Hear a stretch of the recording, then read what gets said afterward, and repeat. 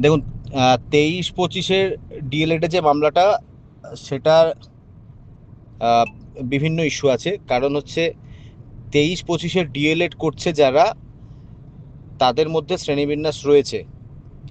আমরা তাদের মধ্যে থেকে যাদেরকে রিপ্রেজেন্ট করছিলাম, তারা হচ্ছে যখন টেট পাস করেছিল তখন তারা তাদের বিএড সার্টিফিকেট শো করেছিল।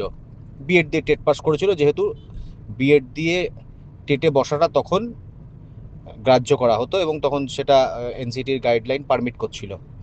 এবার পরবর্তীকালে দেবেশ শর্মা জাজমেন্টের পরে স্বাভাবিকভাবেই বিএডরা যখন রিক্রুটমেন্টের ক্ষেত্রে যখন ইনএলিজিবল হয়ে গেল, তখন তারা প্রথমে হাইকোর্টকে অ্যাপ্রোচ করে এই বলে যে আমাদের এখন ডিএলএডটা আমরা করছি এবং ডিএলএড শেষের দিকে, তাহলে যেহেতু 22-এর রিক্রুটমেন্টে যখন টেট পাস করা ক্যান্ডিডেটরা রিক্রুটমেন্টে ফর্ম ফিল আপ করেছিল তখন অটোফিল হয়েছিল।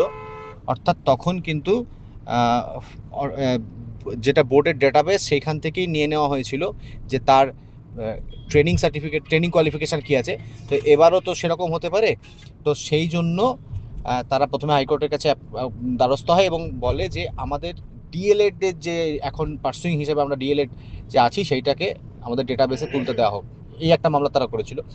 পরবর্তীতে তারপর এই কোর্ট থেকে সেই মামলা শুনানি হচ্ছিল এবং তারপরে রিক্রুটমেন্টের নোটিফিকেশান আসে যখন, এখন তারা পরীক্ষা পরীক্ষা শেষ হয়ে গেছে তাদের প্রত্যেকটা পরীক্ষায়, মানে যা উম, এখানে প্র্যাকটিস টিচিং থেকে শুরু করে সব শেষ। এবার তারা বলছে যে আমাদের পরীক্ষা শেষ হওয়ার পরে এই নোটিফিকেশানটা দিয়েছে। কারণ হচ্ছে এখন যদি তর্কের খাতিরে এই কথা ওঠে যে 25/9/2025-এর যে নোটিফিকেশানটা সেটাই আসলে রিক্রুটমেন্টের নোটিফিকেশান, সেটা যথার্থ নয়। কারণ হচ্ছে বোর্ডের তরফেই যে সাবমিশন করা হয়েছিল ভ্যাকেশন বেঞ্চে, তখন বোর্ড এটাকে রিক্রুটমেন্টের নোটিফিকেশান বলতে চাইনি, যেহেতু এখানে অনলাইন অ্যাপ্লিকেশন ফর্ম ইনভাইট করা হয়নি। তাহলে 19/11-র নোটিফিকেশানটাই রিক্রুটমেন্টের নোটিফিকেশান বোর্ডের বক্তব্য অনুযায়ী। তাহলে 19/11-র মধ্যে আমরা আমাদের কোর্স কমপ্লিট করে ফেলেছি। এবার আমাদেরকে ইয়েতে বসতে দেওয়া হোক, রিক্রুটমেন্টে পার্টিসিপেট করতে দেওয়া হোক, এটা ছিল মামলা। এবার ওই মামলা তো চলাকালীন স্বাভাবিকভাবে আমাদের বিএড নিয়ে ওরা প্রশ্ন তুললো যে যেহেতু বিএড নিয়ে আমরা টেটে বসেছি তাহলে সব বাতিল হয়ে যাচ্ছে, বিএড নিয়ে টেট বৈধ নয়, ইত্যাদি ইত্যাদি। আমরা যেটা করলাম, বোর্ডের সেক্রেটারি ফাইল করা একটা রিপোর্ট হাইকোর্টে, সেই রিপোর্টটা দেখালাম, যেখানে তো বোর্ড বলছে যে না, বিএড নিয়ে যারা টেট পাস করেছে তাদের সম্পর্কে সুপ্রিম কোর্ট নেগেটিভ কিছু বলেনি দেবেশ শর্মার জাজমেন্টে। রিক্রুটমেন্ট সেন্ট্রিক ছিল জাজমেন্টটা। অর্থাৎ সেক্ষেত্রে তাদেরকে আমরা কনসিডার করব বা কনসিডার করতে পারি, এরকমই বলেছিল সেই মামলাতে। কারণ এটা, এই যে মামলাটা যেটা প্রেক্ষিতে রিপোর্টটা দেওয়া হয়েছিল সেটা কিন্তু হয়েছিল আপনার নোটিফিকেশন আসার বেশ আগে। এবার দ্বিতীয় যেটা ব্যাপার সেটা হচ্ছে যে আমরা রেকর্ড থেকে দেখিয়ে দিলাম যে বিএড ক্যান্ডিডেট যারা 22-24-এর ডিএলএড করেছে তাদেরকে ওরা রিক্রুটমেন্টে বসতে দিচ্ছে।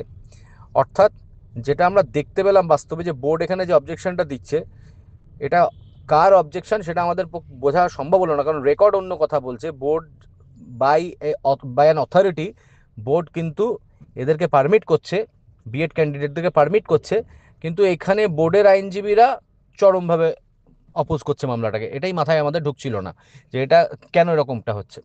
তো এই সমস্ত কিছুর ওপরে সাবমিশন হলো। আমরা দেখালাম সিমিলার সার্কামস্ট্যান্সে গত রিক্রুটমেন্টেও এরকম হয়েছিল। সুপ্রিম কোর্ট কাট অফ নিয়ে প্রত্যেকটা পজিশনকে ক্ল্যারিফাই করেছে এবং যেগুলো আমাদের ফেভারে যাচ্ছে।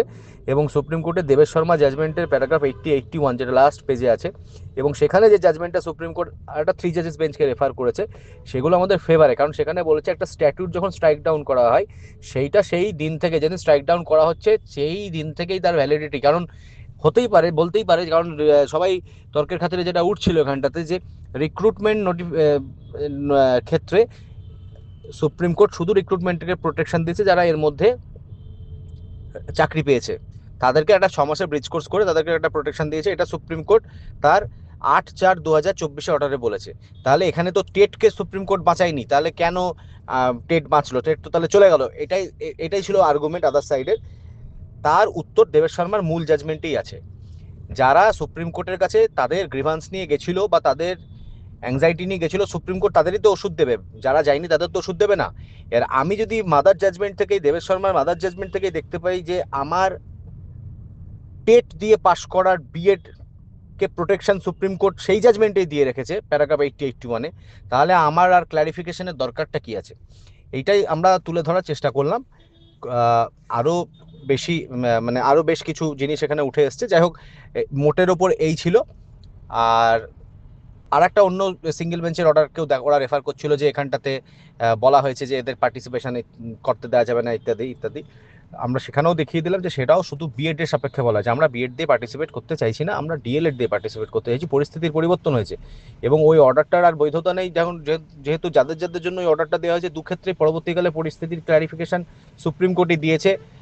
জয়বীর সিং এর মামলার ক্লারিফিকেশন পরবর্তীকালে চলে এসছে, আর সুপ্রিম কোর্ট মাদার জাজমেন্টেই কিন্তু প্রোটেকশন বিএড ক্যান্ডিডেটদেরকে দিয়ে রেখেছে। এইবার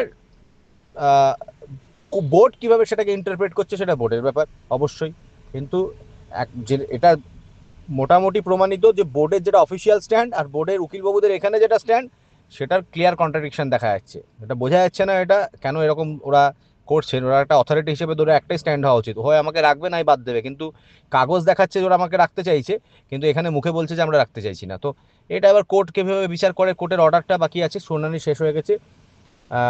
খুব শিগগিরই আশা করছি অর্ডার দেবে। এটা আগামী সপ্তাহতেই সম্ভবত মঙ্গলবারের দিন আসতে পারে যত।